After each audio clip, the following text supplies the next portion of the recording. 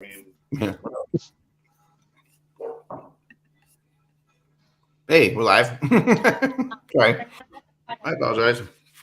All's well. I'm eating something. Russ, go ahead. You go ahead.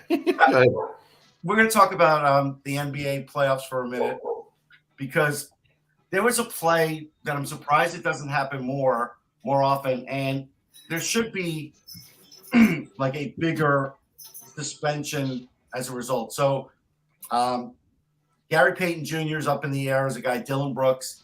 He hits him while he's up in the air. He lands on his elbow. Mm-hmm. And this is Gary Payton's son, right? He lands on his elbow, shatters his elbow, right? He's out for the playoffs. And all they give him is a flagrant foul, and they say, yeah, maybe it'll be a game suspension. And it's like, and, you know, the unfortunate part is this guy has fought to just have an NBA career. He's not the player his father was. But I forget what team it is now. Golden State coach, yeah. But who's the Golden State coach? He's a former player. Steve Kerr. Steve Kerr said that Brooks broke the code, and I agree with him. Because again, fouling a guy is one thing if you don't want him to score, but when he's up in the air and there's no place to go other than the hardwood floor, that's really bad. Like if I were in charge of the NBA, he'd be out the rest of the playoffs.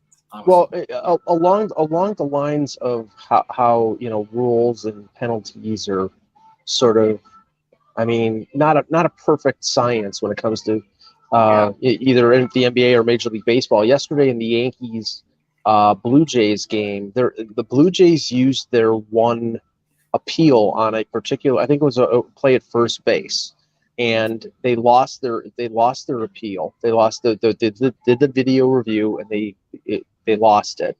And then later in the game, there was a rundown at third base between third and home, and Vladimir Guerrero Jr. tagged the Yankee runner out. But because they called it safe, and because they had already used up their replay, they couldn't do it. And I'm like, oh my God, like I'm not saying because they're not going to give unlimited replays because major league managers will use that to delay the game. But I mean, Russ, this is a situation where in a World Series game, because you used your replay once, unless they change the rules for the playoffs, that could cost the team a World Series because of the No, but it's tough luck. Like, that you have a certain amount of reviews that is sort of on the manager, or you make that play a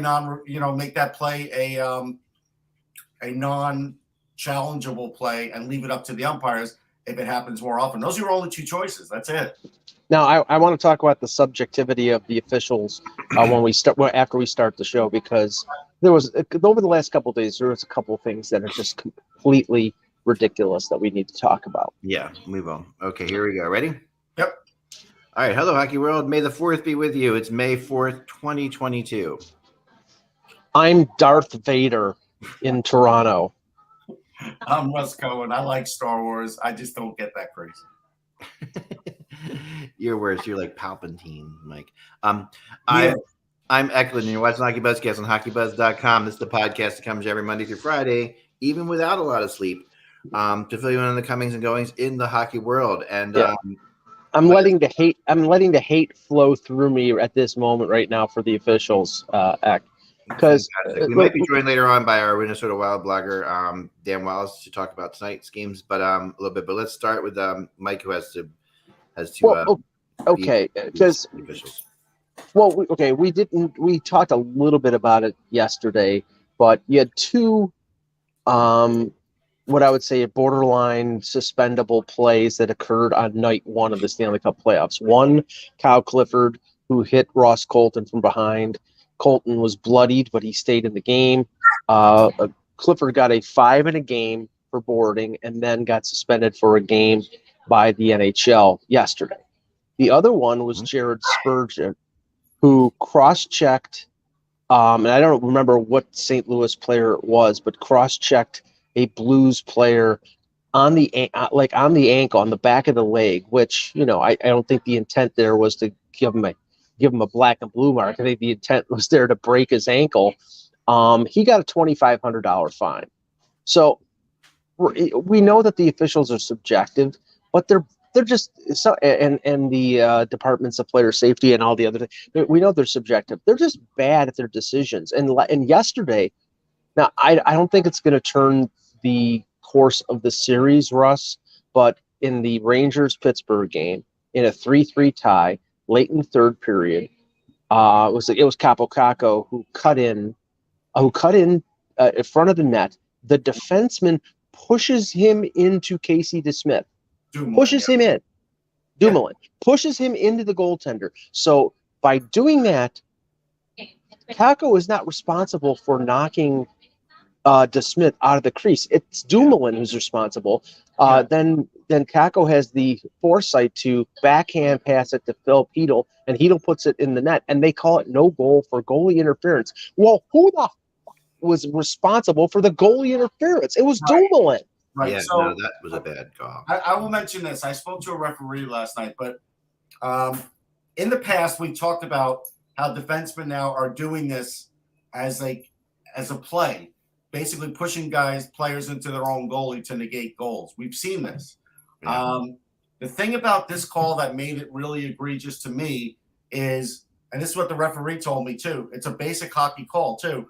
If you think about it, not only did Caco try to avoid the goalie as much as he could being pushed in, but he also has a place on the ice too. And so, like, honestly, where is he supposed to go? He's allowed some space there too. He had to be able to move. So where's he supposed to go? Yeah. And the mistake here was to rule it no goal on the ice right away. They should have had no ruling, and they should have huddled up. That's what they should have done. But when they go to quick judgments like that and they go to a quick ruling and say no goal, then Toronto never, very rarely wants to overturn that. But you took a goal off the board, which, again, I think is egregious. Then this game goes into double overtime. The Penguins goalie Penguins goalie gets hurt as a result, all because of this bad call. Like, it had a lot of other now because of it.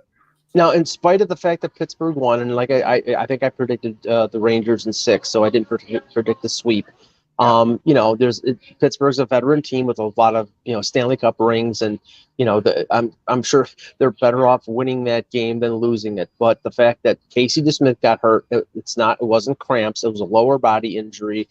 Now their playoff hopes rest on Louis Domingue's shoulders, and I'm assuming that they're going to call up somebody from Scranton Wilkes-Barre to be the backup because they had the E-Bug as the backup in triple overtime. How do you think that guy felt? I still think the Rangers are winning the series, but Russ is right. It's like, because of that bad call, Pittsburgh, even though Pittsburgh won the game, Pittsburgh's chances of advancing in the playoffs were probably dashed by the fact that her goalie got hurt in an overtime that shouldn't have even happened. Yeah, I mean, Domingue looked good, everybody said, and yes, granted he's a third string goalie, but the reality is, that he is a third string goalie. He is a goalie who can get hot in his career. He has had that. He's an NHL goalie. That's not the Flyers lit him up the week and a half ago. I was at that. I know, but but he wasn't hot that. Like, if he's hot, he's got a little bit of ability. He does. He's got a streakiness to him. This whole E-Bug thing, which is like, it's so funny how that term has just suddenly happened. Which stands for like the goal, the emergency backup goalie. Yeah, emergency backup goalie, E-Bug. Yes. But what happened? Why is it better to throw like an emergency backup goalie in there, or like a player of yours that can play goal? Like, I mean, I don't understand. Like, I still don't understand this concept of like, why you can't put a player in there who's an actual NHL player, who's a defenseman who has played goal in his history, in his past. Because you have a roster. You have a roster in the playoffs. It's like, right. For example. Well, taking one of your defensemen out, like going one player short on your bench and moving that player into net, is that not allowed? I don't think so. I don't think that you can put. I don't think the Lester Patrick scenario is legal anymore. It's got to be a contracted player, or an emergency backup goaltender. Like David Ayers. It seems we should have the ability to play an NHL player. In the playoffs, a team like, say, for example, Toronto, the Marlies are eliminated. So the Leafs have their black aces, and one of them is Michael Hutchinson. So if, God forbid, Eric Shalgren and Jack Campbell were both hurt, it would be the e-bug, but then they would have Hutchinson available. Now, a team like Pittsburgh, I think Scranton is in the Calder Cup playoffs. So if that's the case, they don't have that goaltender available to sit up and eating nachos up in the. So they're not going to use Joel Blomqvist, even though he may be the most talented, because he's young. Philip Lindbergh, who they got out of UMass, they signed him as a free agent, I think is their best goalie. And then they have Sebastian Caron. Sebastian Caron's probably the guy they call up to sit there. Yeah. And let Philip Lindbergh to continue to play, because at least he's had NHL talent. So at one point in his life. So I think if Domingue would get hurt, you might see somebody else. No. You might not see the starter the next game, put it that way. Now I realize that broadcasters broadcasting a game that goes into triple overtime run out of things to say. I get that, and I'm not really ripping on Sean McDonough, who was the play-by-play announcer. But in the second overtime, after Shesterkin has made, I think, 70 saves, and he ended up with 79. Yeah. Sean McDonough said, "Well, I'm wondering whether Georgiev is going to play in Game 2." The guy just made 79 saves. Yeah, he was incredible in that game, Shesterkin. I mean, it's just not going to play Georgiev in Game 2. No. No way Georgiev is going to play in the series honestly, yeah. Really, I mean, Shesterkin was great. Matter of fact, and it's hard. Listen, I was on like cold meds and everything else. I want to say it was the first overtime towards the end where Crosby had a goal where he almost put it in on the side. Shesterkin made an incredible save on that. Yeah, he's magical in there. He's fun to watch. I mean, so let's get to some of the other games. But just one last thing. The referee call, and that was a thug hit. Sorry, it was. No, on Raquel. Yeah, it was. Yeah. No, not Raquel. The Kyle Clifford hit. Oh yeah, no, it was a dirty hit. Even Sheldon Keefe said so. But the one thing I'll say about the Rangers, for all the scoring ability that they had this year, they had so many opportunities, especially in the second overtime, to end that game, and they just could not beat a backup goaltender. Best. He was really playing better than anybody. Panarin was very indecisive as to when to shoot, and I've not seen that out of him anywhere ever. So that was weird. But if I'm the Rangers, my quick fix is take Reeves out, because honestly, Gallant used the fourth line with like 2 minutes to go in the third period. I'm like, why? Why are you putting the fourth line out there? And if you're going to, it shouldn't be a fourth line with Ryan Reeves. It should be a fourth line with someone who can score. Right. So, right. Yeah, and Justin Braun's probably going to get in there in Game 2 because Lindgren got hurt. So yeah. Okay. Unfortunately, that means Nemeth will stay in too because of Lindgren being hurt. Now, okay, Ak, the Florida-Washington game. I watched that game. Okay, you go ahead. This looked like a nervous Florida team, to be honest. I got the same kind of vibe I got from the Minnesota Wild the night before, which is like, there's been a lot being made in Florida about how long it's been since they've won a playoff series, things like that. And Washington definitely had their experience came through that they have guys who played in the playoffs more often.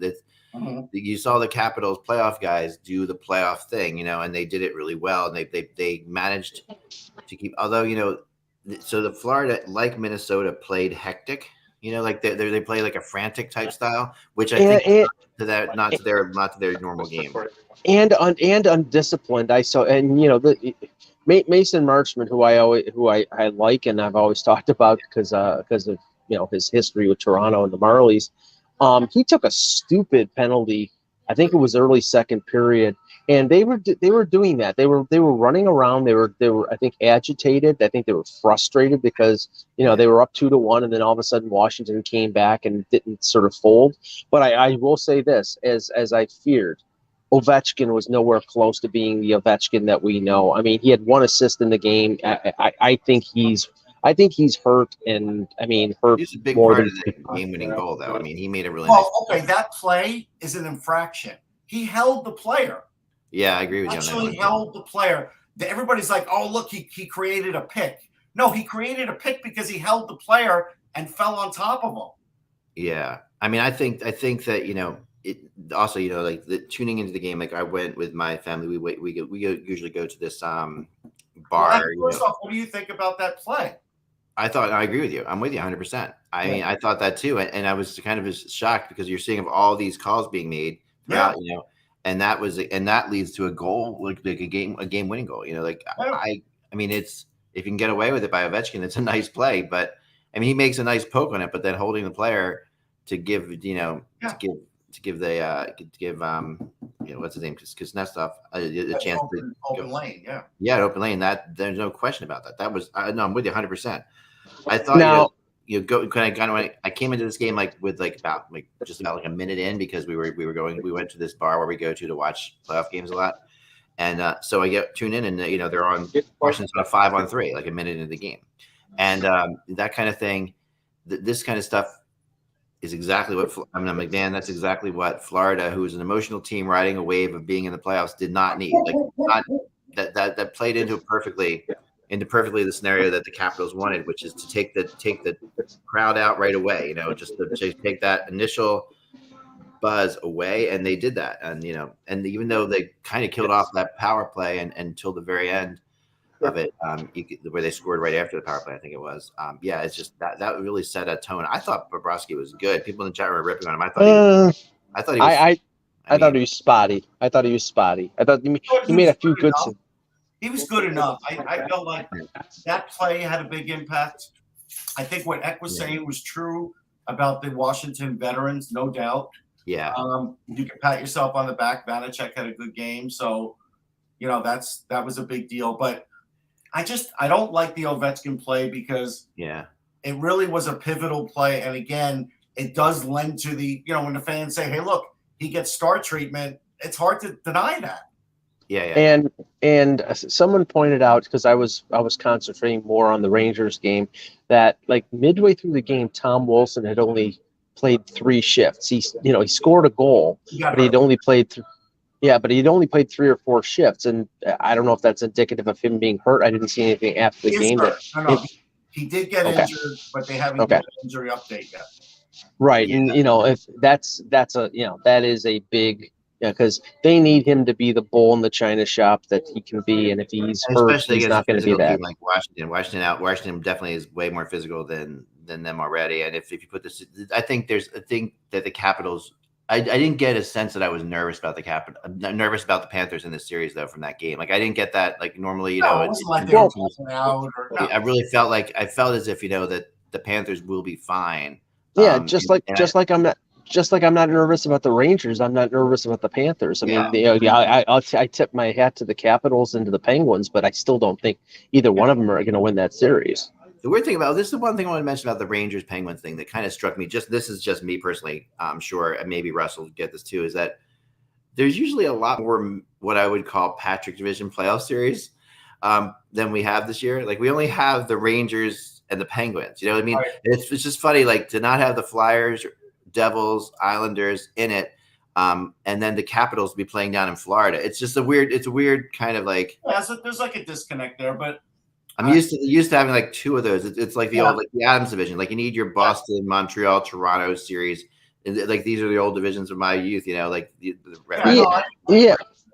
Yeah, but you know what? Honestly, with my argument over the last few days about the conference format, I'm bored with some of those matchups. I really am. It's like, okay, Rangers, Pittsburgh. There's a lot of history there. I get it, But I honestly, I'm bored with it. I'd rather see like new matchups. Rather see. I'm going to give the flip side, Mike. When I put in our chat room, you don't know this, but once a week, ESPN has Christopher Mad Dog Russo on, who I'm still a fan of. He was big with Mike and the Mad Dog. He spoke about hockey because he was asked the question, "What's better, the NBA playoffs or the NHL playoffs?" And he basically went counter to Mike's argument to say these first-round matchups, you don't know what's going to happen in the NHL, where the NBA, there's almost never an upset. And that is the other factor of this, and this is why it does get better ratings. And you draw more fans as a result. You do. Yeah, but the matchups get worse as they go along. In the NBA, they get better. But that's not a guarantee. But the guarantee is that the first round matchups are going to be killer, and they are.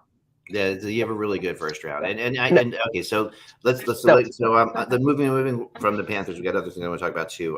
So moving from that, I was anxiously awaiting this one, Eck, because do you think Nashville's got a chance now? We're gonna go to that last. Let's go to that series last, Mike. Okay. Okay. Because that leads into my blog today. All right. So, which I want to talk about. Okay. So yes, the Calgary Dallas was a lot better than I thought it would be. Like that game had a little bit of a slow feeling to the beginning of it. It was boring at the beginning. I couldn't watch it. But I thought as it went on, it got pretty interesting. And when the highlight of the first half of the game is a fight between John Klingberg and Rasmus Andersson, that tells you that it's pretty much of a dog of a game. I mean, it got better as it went along because it was tension, because it was 1-0, and but. I honestly, of the four games, that one was third, probably, just ahead of the blowout that we're going to talk about in a few minutes. I really think that the Calgary Flames home uniforms are among the best in the league. I'll throw that out there. I like it. When I watch them play, I really think that the Calgary Flames home uniforms are just and I really, really, really hate the Edmonton Oilers black uniforms. And I just like that the black, the Oilers had the best uniforms in the NHL. Todd McFarlane, because didn't he help design that? And I'm friendly with Todd, so I have to side with Todd on that. Yeah, I just hate the had the best uniforms in the NHL, and they're not using them, and that's just a joke to me. The best? No, they don't have the best. Sorry, the Oilers.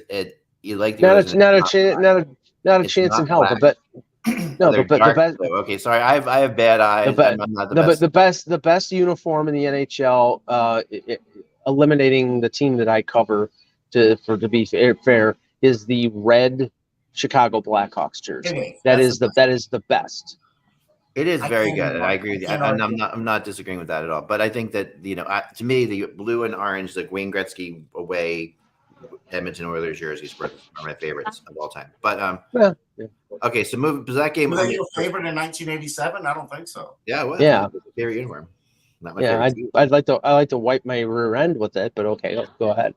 All right, so we'll move on now to the game. Thank you. Talk about, the Predators have them right where they want them. Game the Predators Avalanche. Yeah, this was all Colorado, which is ridiculous. Well, can I say that it was scary, and what it could become halfway through the first period kind of freaked you out a little bit. This was really that's one game. I saw a tweet from a Nashville fan that said they should rename him, meaning David Rittich, from Big Save Dave to Make a Save Dave, because he couldn't.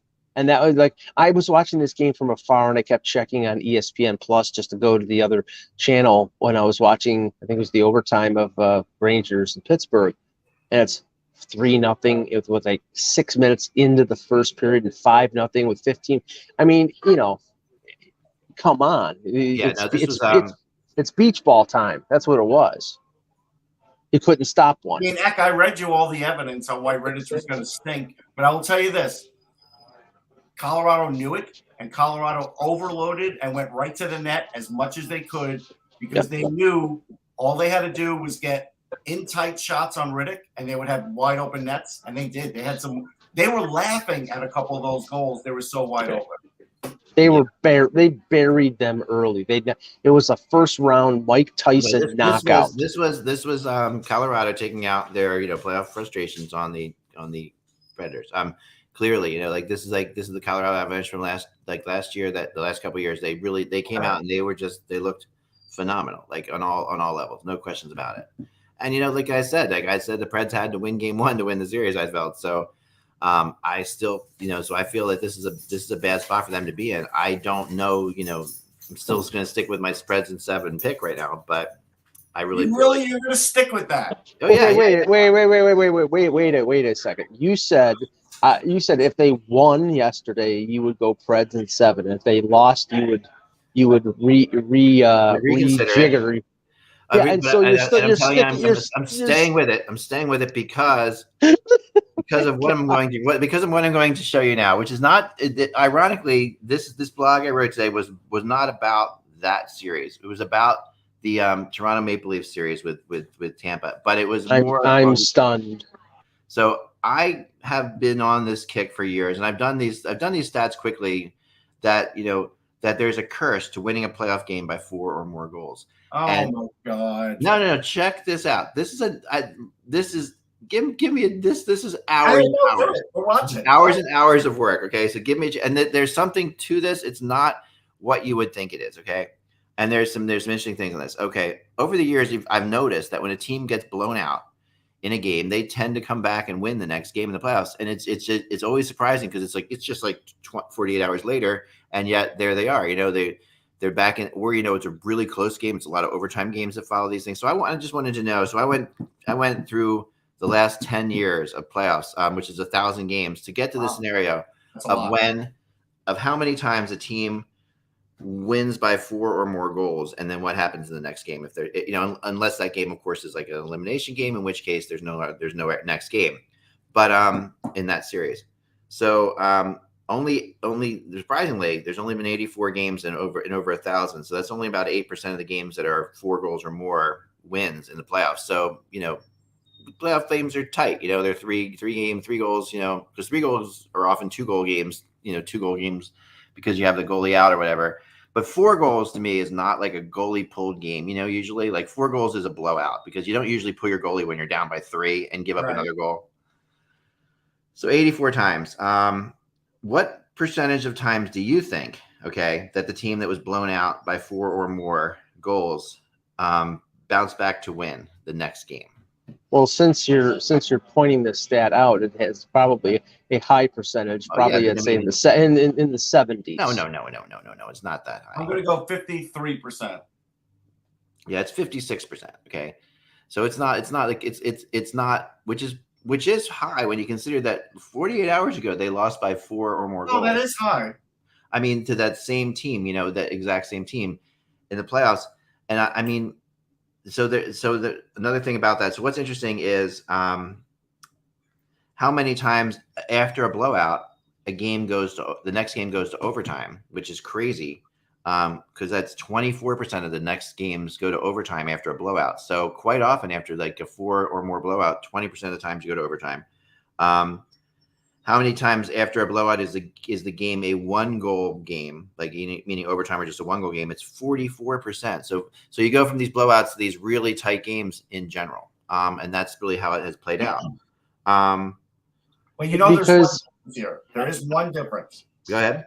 The one difference is in these games, it's usually the same goalie that plays for the other team because he's their goalie. Right now, the Nashville Predators don't know whether they're going to use Rittich, O'Connor, Ingram, and that does change the odds. You have to admit. Yeah. No.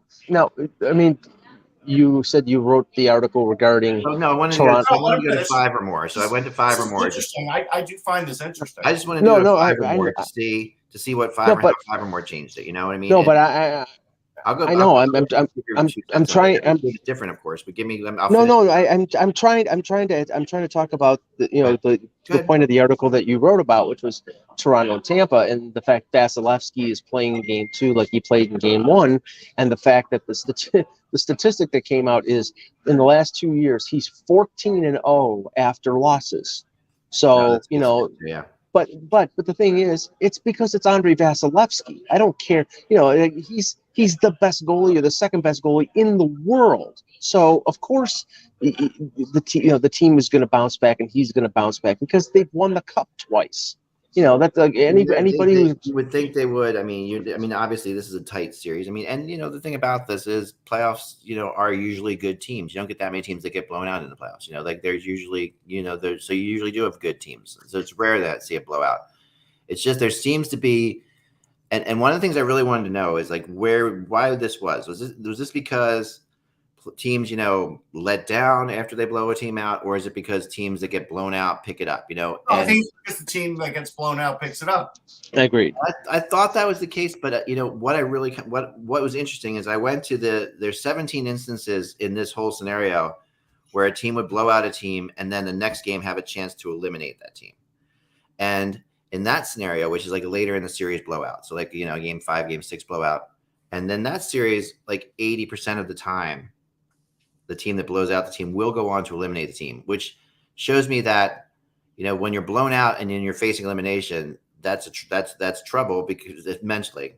But also gives the team who blows the team out, they don't let down when they have a chance to put a team away as much as they'll let down in the middle of a series. And which does make sense. And I think that, so I'm not sure, which it is. And I thought this would change when it was 5 or more, but it's actually pretty much the same. Like the statistics are pretty much the same. It goes to 56% of the time the team will win versus 56% of the time they'll lose. But still, you're talking about 44% of the time, a team that's blown out by 5 or more goals, 44% of the time wins the next game. That's like that's like, you're looking like 7-2 games, like you're looking at that kind of game. So this might be a question for you, though. I just looked it up. Yeah. So Natural Stat Trick had Colorado having 15 high danger chances to the Predators 11 in all situations, right?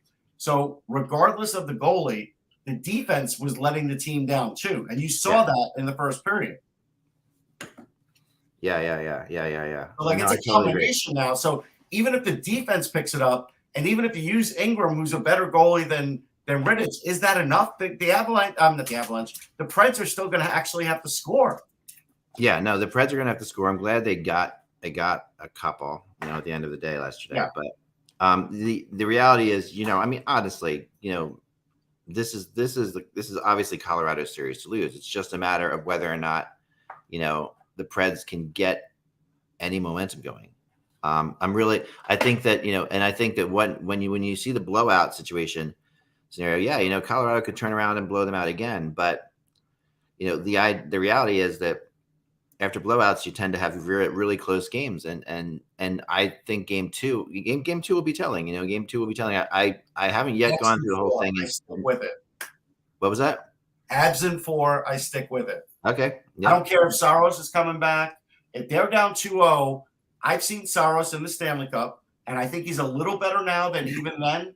And he's not winning 4 in a row for sure, but I still think if they go down 2-0, I do think they can get swept. Well, 2-0 is we talk about like ridiculous percentages win. But the one thing I will say about the Predators is they I haven't followed them very closely.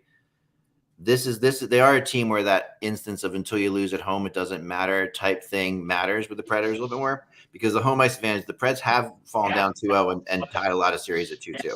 That has happened. Well, I will say this for the Preds, the one arrow that they have in their quiver, because they didn't have a chance yesterday to try to impose their physical will on the Avalanche. They were down 5-0 before they blinked.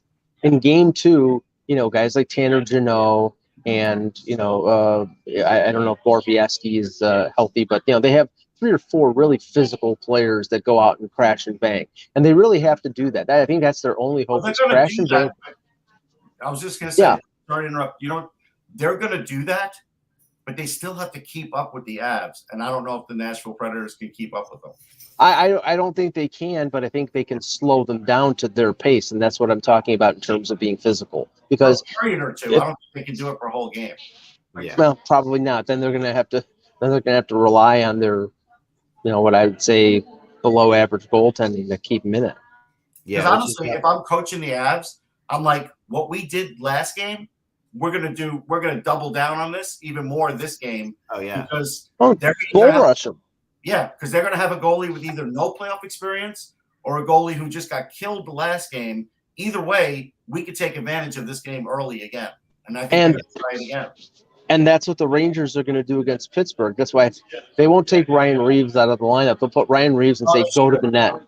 No, but I'm saying go to the net guy. I think take Reeves out. Kreider's go to the net guy.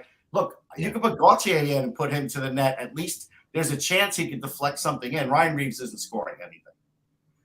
Yeah. I think that's a really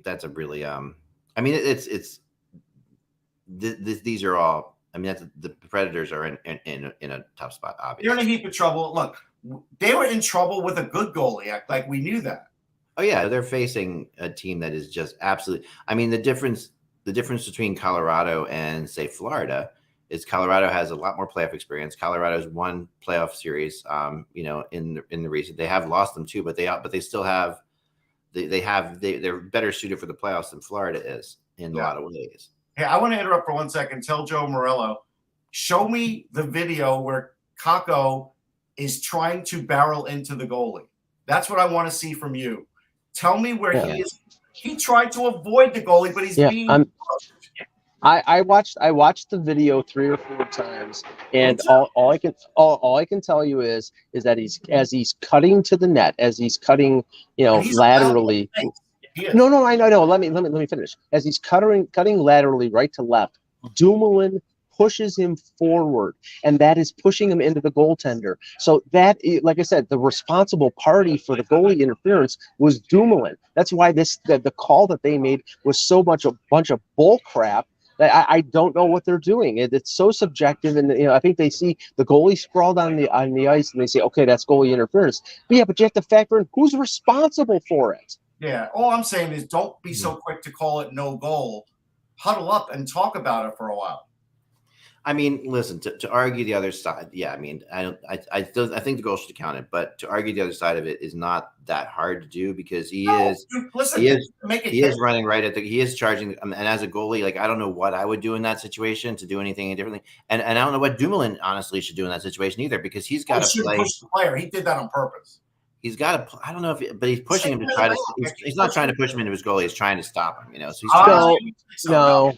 Now, see, but what Russ said before was what Russ said before was accurate. What Russ said before was accurate in the sense that, if you remember years and years ago, the defensemen used to push forwards into the goaltender to get penalties. Now it's pushing them into the goaltenders to get no goal calls, and it is crap. It is so much crap.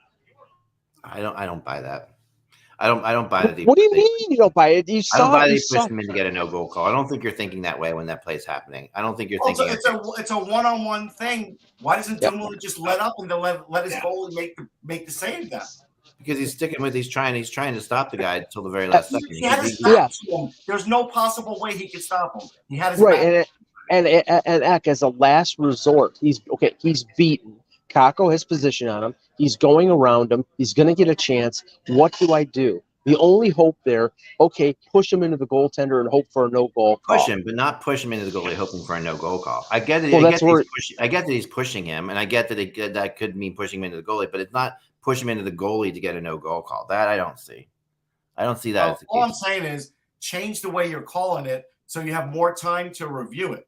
Because I felt like at a key point in the game, that was awfully quick to make a decision like that. That's really I do agree with that, and I was really surprised that it got overturned. I really was, because we've seen that goal count so many times. And I would, as a goalie, I'm like, I felt like if I was a goalie, I would be like, yeah, that's fair. Barticus is a Pens fan. He said it's a goal if it isn't game 1 in the playoffs. Like, that's what he thinks.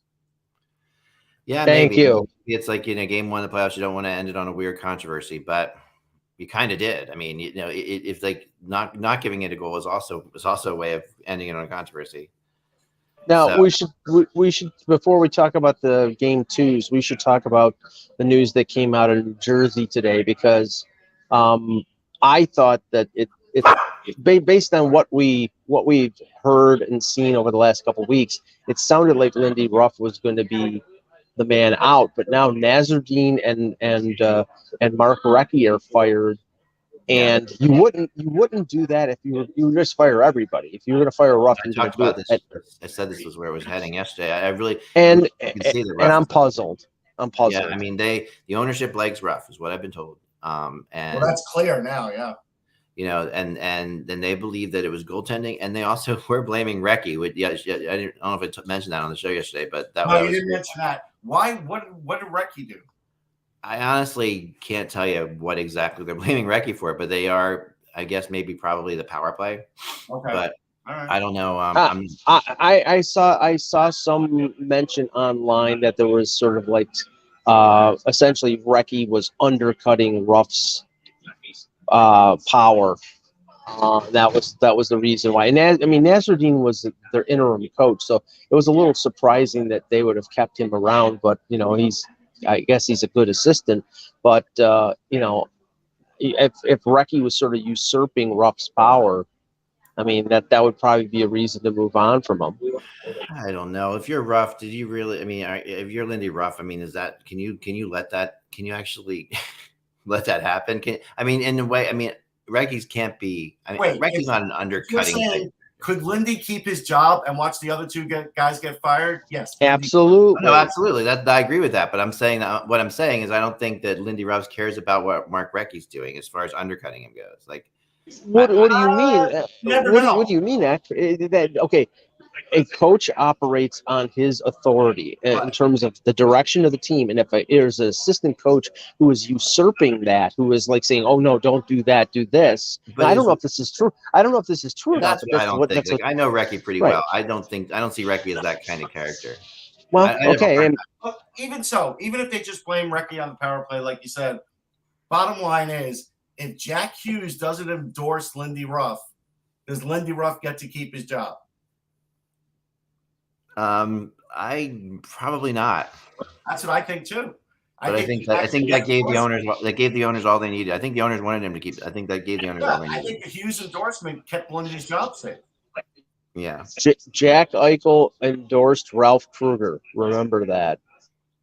Well, a lot of players adored Lindy Ruff too. Like he's one of those guys. Well, he is a good, personable guy. Nobody will ever say otherwise. The question is he right for today's hockey? That's the question. Yeah. I mean, I've had people flat out tell me that he's the smartest coach they've ever been around too. So it's hard to say like whether or not that smartness goes into today. Right. Not, I mean, I don't know. I mean, I don't know how much the league has changed, but I think smart is smart, in general. I think that he's a sharp Also, could it be that the Devils looked at the landscape and said, there's a whole lot of other teams looking for coaches. Do we want to put ourselves in that position too? Yeah, right. And then that's another, of course. Right, then, but so many years of flux. Maybe they just say, let's just stay stable with our coach. Well, but like in a market where there's 4, 5, 6 teams that are looking for head coaches, and you want to get the right one, you're going to have to spend. And we know that the ownership group of the New Jersey Devils, they spend on the 76ers in the NBA. They don't spend on the Devils. So maybe that was a factor. Well, we know cost certainty how much Lindy is to keep him here. So let's just keep him another year. I think that's flawed thinking. Honestly, it's like I think that team. You can blame the goaltending all you want. But I think that it was more than that. And I think you have a good young core of players, but I think you need a little more direction. And I just don't feel Lindy Ruff is the right fit for a young team. For a veteran team, I think he's a fine fit. Fitzgerald will bring in one of his guys and make him the assistant just in case. And that's what he should do. Like, that's the next logical step, because Ruff will be, on a short leash. And even if the goaltending's not up to par next year, they can't blame the goaltending every year. Yeah. He's going to have to overcome that. Yeah, that's true. That's true. It's very true. All right. So tonight's games, we'll start in Toronto there, Mike, where you are. Well, it was basically a Len Barker, a David Wells, David Cohn. It was a perfect game in game one. That's everything fell into place except for the 5-minute penalty, but even the Leafs took advantage of that, and they took the momentum in the game. And after getting the lead and then expanding it in the second period, it was just basically a laugher. And Sheldon Keefe and John Cooper, I was in the media availabilities for both of them. They both said the same thing. Expected from Tampa team tonight, and I think that's I would be shocked. I'll just say this: if the Leafs win this game and they go up 2-0, then the talk of Tampa being a tired and worn down team gains some validity. I still think that Tampa is capable and will win the series. I'm obviously not hoping for that to be the case, but I just look at the quality of that team. And Cooper said, guys like Cirelli, guys like Point, they're barely noticeable at game one. I don't think that that's going to happen. And the Leafs are going to have to respond. They're going to have to step up their play even more from what they did in game one. And if they do, then I think they can take a 2-0 lead in the series. But it's going to be really tough because Tampa Bay is a well-conditioned, well-experienced team with a great goaltender, and I expect all of them to play at the highest level tonight. Yeah, but Cooper's not going to tell you that McDonough's banged up. Cooper's not going to tell you we have to change something at the point of our power play because the Leafs attacked that and got 4 shorthanded chances. He actually did, Russ. He said that he saw some things that they could take advantage of, and that there was one power play in the second period where they dominated and got a number of chances, but just couldn't put it in the net. So that might be happy coach talk, but he does think that he can make adjustments and have a better outcome than he did in game one. The tough thing in this is always like, did a team win a game or did a team lose a game, right? And to me, in this instance, Toronto won that game more than Tampa lost it. And people want to rip on Tampa, and Tampa didn't play well, granted, but you don't play well when a team plays as well as the Toronto Maple Leafs did. I mean, they really just kept them on their toes the entire game. They steamrolled them. I mean, yes, speed. It doesn't matter what Point or Sorelli are going to do if the Maple Leafs play at that pace. I just find it a big excuse. We want to sit there and say, okay, Tampa's this defending Stanley Cup champions. Yeah, and they're still a really good team, but they're also. I saw Point get flattened in front of the net. He did. Yeah, I mean, they're also just playing a team that played. Now, can Toronto keep that up? Can they keep that emotion going? I mean, that arena was apparently the loudest it's been for a decade, and can they keep that whole thing going? I mean, that's Scotia. I'm anxious to see because I was not there for game one, but I'm anxious to see how electric the crowd is because I would say the 2 places that sounded the best were MSG and whatever they're calling where the Leafs play these days, Scotiabank Arena. Yeah. Yeah, no. I'm anxious. Bring up the Nylander point because I want to work off of that because I actually learned about this situation. So Nylander was one of the Leaf players that was made available to us, and he had missed practice yesterday, and they were wondering whether there was an injury or not. He was like, "No, for game one, I had food poisoning." So he apparently, tossed his cookies before the game and was I don't know if he was on an IV, but he was taking liquids because he was getting dehydrated. But he had a couple chances in game one. I was a little hard on him in the sense that I thought he should have converted on those, and if it was a closer game, that they need him to convert. But the fact that he was even out there after eating bad sushi apparently on Monday afternoon for lunch, I give him credit for doing it because I sure as hell couldn't do it. So, Eck, I've written about this situation where free game meals, right? A lot of teams want to control them. Yeah. And North American and especially North American hockey teams won't serve fish. They refuse to. It's always chicken and pasta or beef and vegetables. It's never fish. But I asked Europeans about that, and the European teams will offer fish to their players before a game. But that's why it's so odd that he was even able to do it. You figure they would have their own pregame meal, and they would never give them fish. And this goes back to the old days. There's probably no truth to it, but they just don't trust it. They don't trust fish. Especially raw fish, especially sushi. It's I was joking with some media members. I'm like, the sushi that I eat is always cooked shrimp or cooked salmon because I will not. Toronto is one of the best sushi places on the planet. I'm talking to people as far as sushi goes. Toronto is a place you want to be. Toronto and Vancouver, I always hear about sushi. There's the crazy sushi of Toronto and Vancouver. Right, but there's an inherent risk in terms of raw fish. And that's why I would see why teams would aim towards, say chicken or beef or whatever. But there's no guarantee. They could get the other thing. Superstition. No Leafs player is going to eat fish the rest of the playoffs. You watch. But I wonder about Nylander. You say he's a Swede, right? So he doesn't worry about it. So fish is a big part of Swedish diet. And he probably has a big superstition going on too. Like he probably, I would bet he ate sushi from the same place he eats sushi from every time. Like, I bet you that kind of thing, right. And that's to start handing him like, here's some grilled chicken. He's not going to be into that.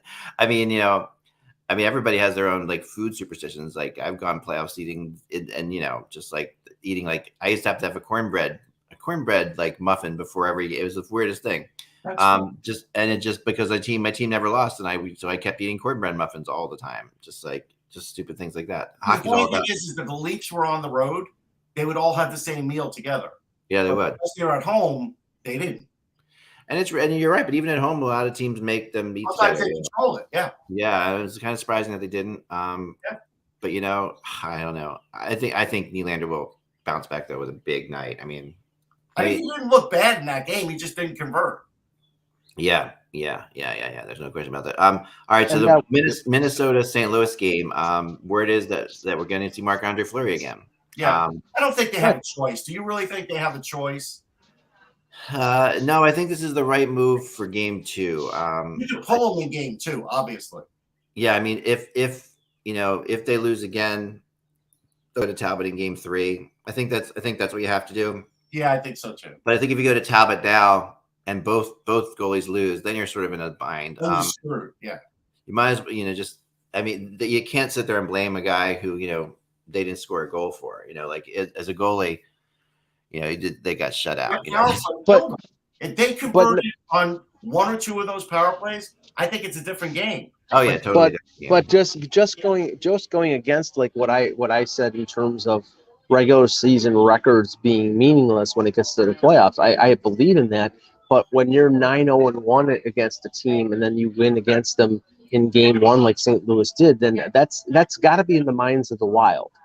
I said it in reacting to game 1 yesterday, the results of game 1 yesterday. St. Louis neutralizes Minnesota's ability to be physical if they are scoring at a rapid pace on the power play, and they did in game 1. So, either Minnesota's penalty killing is going to have to be better to allow them to play physically against the Blues, or they're screwed. No, that's true. I do think that the one thing I'll say about this Wild team is they have shown an incredible amount of resilience this year. Yeah.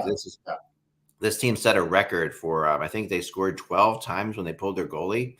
It's a crazy stat that I couldn't even fathom when I heard it. I think it's 12 times that they pulled their goalie and tied a game up. Like that's just they came from behind more than any other team in the league.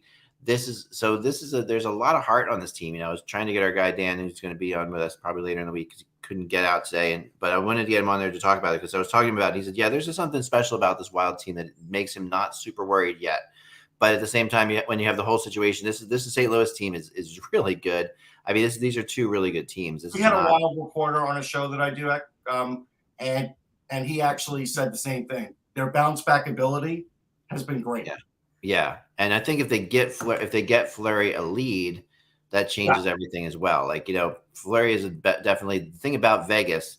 When Vegas was having their success, it was because they would score first on everybody. They would come out and they would score right away. And that changes the game because when you're going up against a Marc-Andre Fleury from behind, it's a whole different ball of wax. I don't really worry about like Fleury too much here. I think that he's going to be fine. He was also really good down the stretch. I mean, he went 9-2, down the stretch as well. It didn't, so Minnesota had only lost 2 games since the trade deadline in regulation. I mean, so to think that they're going to get blown out by Minnesota in this whole series is kind of hard to imagine. Yeah, no. I haven't heard anything, but I'm assuming that Boston is going to continue with Ullmark and goal. They have said that. They have said that actually. Ullmark is the goalie. That's a slightly different call in my opinion. I mean, I don't know. Would you go Swayman right now? You would. I would sort of like what we were just talking about with Minnesota. I would wait until game 3. If they lose both in Carolina, then I would go with Swayman in game 3. But right now, I'd stick with Ullmark because they made the decision to go with him. And if you go to Swayman in game 2, then you really can't go back to Ullmark going forward. Yeah, I mean, that's the situation here. I think with a lot of these teams. I mean, but they are going to go with Ullmark. And I think, I think Boston's in a tough spot in this series. I think Carolina is just, they're really solid. Here's the one thing I question with Cassidy. No new changes. Like, I think you should change something in that game. You pretty much, you got killed. You should change. There is a Bruins arrogance, Russ. There is. And that's exactly it. You hit on it. That has always been there. It's like they don't care what's happening around them. They're the Boston Bruins, and we're just going to do what we do. Yep. And sometimes that plays their advantage as part of the confidence that they have just as being being the Bruins, that they never pretend you'll never see the Bruins acting like they're flustered. Right. And they, to the point where if they lose, they don't even care that they have a different. I mean, they care, but they have a different kind of attitude than most teams have, and they always have it. And I think it's part of what makes them cool. Like it's part of their lure, but it definitely frustrates the heck out of other teams. Now the laughable, and I understand why they're doing it, but Edmonton sticking with Mike Smith in Game 2 against LA, and the reason they're doing it is because Plan B is Mikko Koskinen. And I don't think they can go to Mikko Koskinen in Edmonton and live with it, because if they go to Mikko Koskinen, he gives up 3 or 4 goals, they will get booed out of the building. I think this is booed out either way. I mean, right. But I think bounce back. I do. I expect Edmonton to bounce back tonight. I think that and Smith to bounce back. I don't see this. The one thing, you're a goalie. You saw Smith a couple of times was late getting back in the crease. Yeah, that's an age thing. That's not necessarily anything else. It was an age thing, and it's also trying to do too much with handling the puck thing, which is like which is a Smith thing for sure. But again, okay. So if I tell you, Mike Smith, don't handle the puck too much, there's a problem then in his head. So you can't tell him that, and that's why I would have removed him from the game and just put Koskinen in this game. So not the problem. You can't tell Mike Smith to be safe because they know it'll be an explosion in his head. Part of what makes Mike Smith good is his puck handling. So that's I was gonna say, asking Mike Smith to not handle the puck is like asking me not to eat. I mean, he's not a goaltender who's an effective one if he doesn't act as sort of that third defenseman. So I mean, if you're going to ask him to do that, you may as well put in Mikko Koskinen, because you limited the effectiveness of Mike Smith. But honestly, I've said that the Edmonton Oilers goaltending has been flawed all year. I picked them to win this. I picked them to win this series. I still think they will win this series because offensively they're much more talented than LA. But if Danault and Kopitar get in the kitchen of McDavid and Draisaitl again, and they get the kind of substandard goaltending they got out of Mike Smith, they're going to lose this series. So I'm anxious to see what happens. You make a good point. This is a game where you almost have to see McDavid and Draisaitl just overcome all the elements. Yeah. They do. And I think they will. I mean, they've been through enough now. They've been through enough playoff series. They've been bounced around. They've been bounced out. I felt like that first game. I mean, David came out and said that they were nervous, which is a weird thing for McDavid to say in that situation. For him to say that means they were really nervous. You know what I mean? Like McDavid's not going to come out and just say that unless it was a real factor. That he said playing in front of the crowd was so hyped up, everything was so fired up. I mean, that's something that he definitely, Edmonton has lost. Remember, Edmonton has been disappointments in front of nobody, like in front of fans, and without fans there, they've had these disappointing playoff rounds. Yeah, I want to also say this. I saw a stat that it said that basically Connor McDavid has lost 9 of his last 10 playoff games that he's been in. Right. If you put Connor McDavid on, I don't know, the Tampa Bay Lightning, is that going to be the case? If you put Connor McDavid on any of the 5 or 6 best teams in the league, is that going to be the case? No. No. Because the Edmonton Oilers are an inherently flawed organization who have not addressed their real needs for 3 or 4 seasons, and that kid, along with Draisaitl, 2 of the best, I'd say 5 forwards in the league, have wasted 3 or 4 years of their career playing because general managers and coaches didn't do what the hell they were supposed to do: get a goaltender, improve the defense. They didn't do it. So, So I don't know. It's a situation. Oh, he lost Eck here, and I guess I know how we going to end the show. He's going to have to end the show by coming back on, but I can't message him. If you can text him, Russ, just tell him he's going to have to come back and end the show. But I'll just say this: of all the teams tonight that I think have to win, the teams that are down 1-0, the team in my mind that is most desperate to tie the series is Edmonton. I think Boston going back to TD Garden down 2-0. It's not ideal, but they're going home, and until you lose a game at home, you're okay. Toronto, I think this is going to be a long and close series. So even if they lose tonight, even if they're up 2-0, it doesn't mean that Tampa Bay can't come back in the series. And I think Toronto's winning tonight. I'll tell you why. It's not because of what I think Tampa's missing. It's because I think Toronto, when they see Jack Campbell in there playing his best, they get in a lot of confidence. Like, that's more confidence than they've had in the last 2 years in the playoffs. They have more. Look, let's face it. They have more jump for Jack Campbell than they did for Freddie Anderson. I think there's no question about that. Because every time we give up that one goal that would kind of hurt you, it would hurt them mentally too. Well, I mean, I cannot recall any game that Freddie Anderson played for the Leafs, but in the 4 years that he was here, or 5 years that he was here. Sorry, guys. That was as easy a performance.